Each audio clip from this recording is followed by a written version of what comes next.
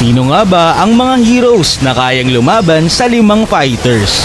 Kahapon nag-post ako sa page at nagtanong kung sino nga ba ang hero na kayang lumaban sa 5 at iba-iba ang kanilang mga suggestion pero susubukan natin yan. Pero bago ang lahat, kung di ka pa nakafollow sa ating page, baka naman. Ang 5 fighters na kailangang labanan ay si Alpha, Alucard, Johed, Lapu-Lapu at Khalid. Pero syempre dahil walang malakas sa marami, ito lang ang item na pwede nilang gamitin. Lahat ay tank item at isang BOD.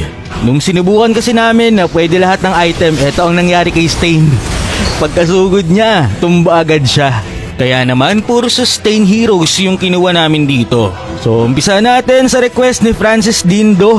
Shoutout sa'yo, Yusong daw, let's go! So ay nagsimula na nga ang laban.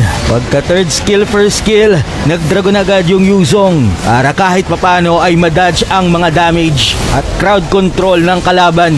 Grabe ang sakit ng damage ng Yuzong. Ang mga kalaban niya dito ay hindi pwedeng gumamit ng battle spell para may konting advantage na syempre yung mag-isa lumalaban. Ito na nga po, grabe ang bakbakan pag na-crowd control ka niyan tapos wala kang passive. Sure, tutumba ka. Pero ang lakas ng sustain Yuzong, kung makikita niyo dito, kahit 5 ang kanyang kalaban, kakayanin pa rin niya. It is Yuzong versus Khalid.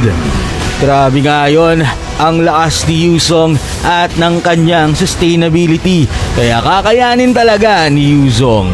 Next naman ay si Terisla, requested ni John de la Cruz. Kayang-kaya daw, eto na nga po, nagsimula na ang laban. Dahil hindi na makagalaw yung Terisla, kinailangan niyang mag-vengeance at patuloy bumabalik ang kanyang buhay.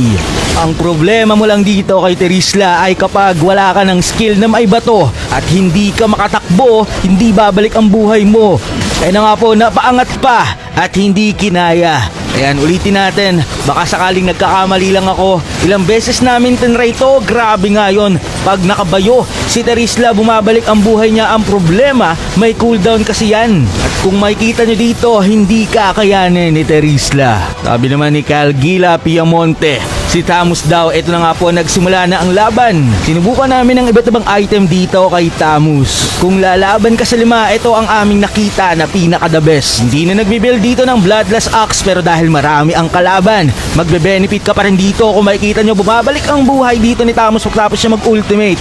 Nabawasan na ng isa, 4 na lang ang kalaban niya. Pero wala na siyang ulti, kaya mahihirapan na siya. Low HP na nga dito ang Tamus. Mukhang hindi kakayanin, pero sa tulong ng vengeance siya ay buhay pa rin. Grabe nga yun, piso na lang ang buhay pero pumapalag pa rin dito yung Tamus at nakapag-ultimate pa, umangat na naman ang kanyang buhay.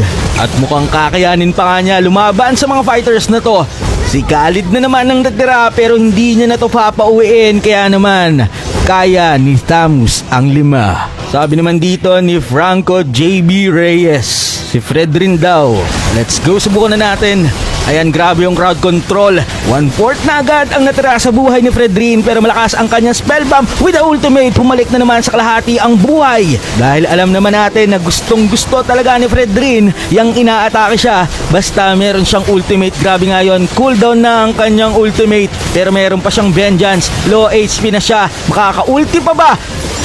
Bang, grabe nga yun, bumabalik yung buhay ni Fredrin, guys. Pero mukhang mas mauuna pa matumba ang 5 laban dito sa isa. Low HP na nga yung mga kalaban ni Fredrin, double kill. Samahan mo pa ng triple kill.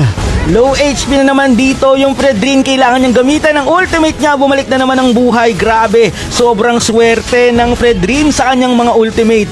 Si Khalid na naman ang natira kasi alam naman natin na may mega heal to.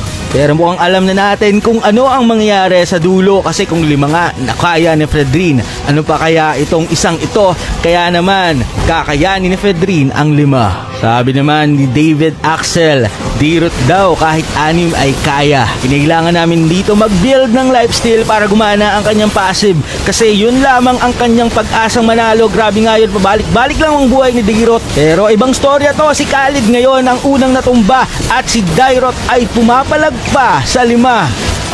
Double kill para sa kanya. It is 3v1 pero low HP na nga dito yung Dairot. Pag siya ay na-crowd control, medyo mahihirapan siya ay na nga sinasabi ko. Pero grabe nga yun, bumabalik talaga yung buhay. May ultimate pa dito. Kaya naman, malalaman na natin dito. Nakakayanin ata talaga ni Dairot lumaban sa 5, lalo na kung sustain ang kalaban niya. And that's do it, Savage, para kay Dairot. Sabi naman ni Abby Euginto, try ko daw ang X-Borg.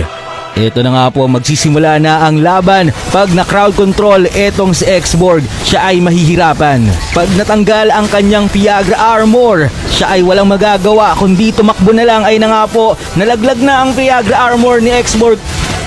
Pero buti na lang, isang first kill lang niya ay bumabalik agad yung kanyang Viagra armor together with the true damage na kaya niyang ibigay sa kalaban. Grabe nga yung sustainability dito ng X-Borg. Low health na ang lahat with the ultimate at sabay-sabay silang maghahay kay San Pedro. Next naman natin ay Freya, requested ni Kenji.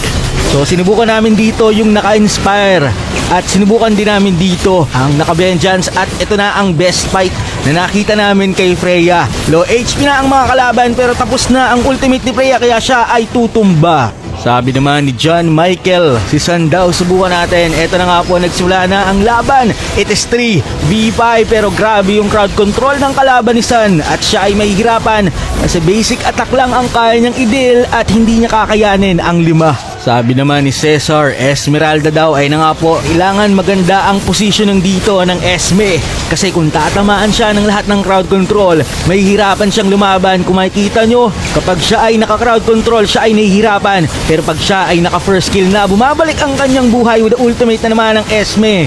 Walang ginawa kundi tumalon dito si Esme at hindi na makagalaw. Pero grabe pa rin ang sustain niya with the vengeance. Pero dito pakiramdam ko kakayanin talaga ni Esme since malakas talaga yung sustainability ng hero na to at kung wala kayong dominance ay sa totoong laban, mahihirapan talaga kayong i-take down etong hero na to, lalo na kung wala kayong masyadong crowd control.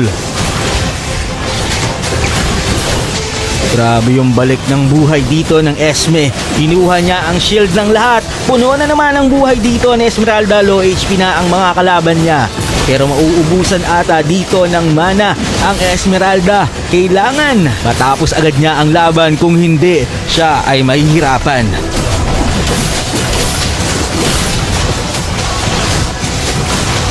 Ito na nga po ang mga kalaban, isang pitik na lang.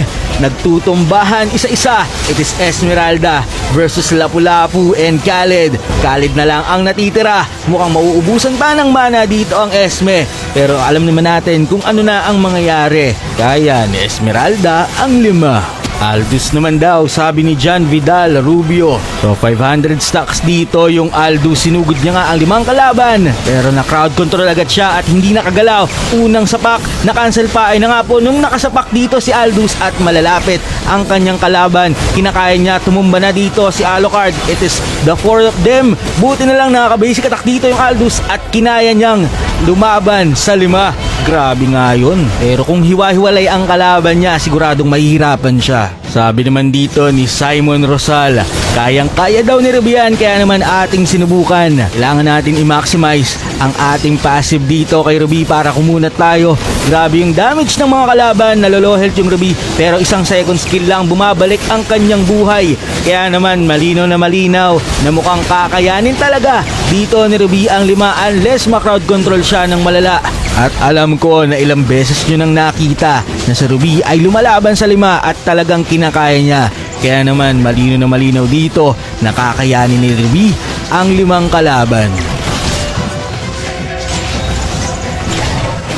Shoutout sa mga kasama kong gumawa ng content na to. Shoutout kina JC De La Cruz Neru, John Joseph, Ian Delioso, John Ashley, kay Mark Jason, Mark Allen De La Cruz at Nick Edward. Lahat sila ay mythical glory pataas, ang highest rank. Kung gusto nyong makasama sa content, mag-comment lang kayo at lagi nyo tatandaan, to God be the glory.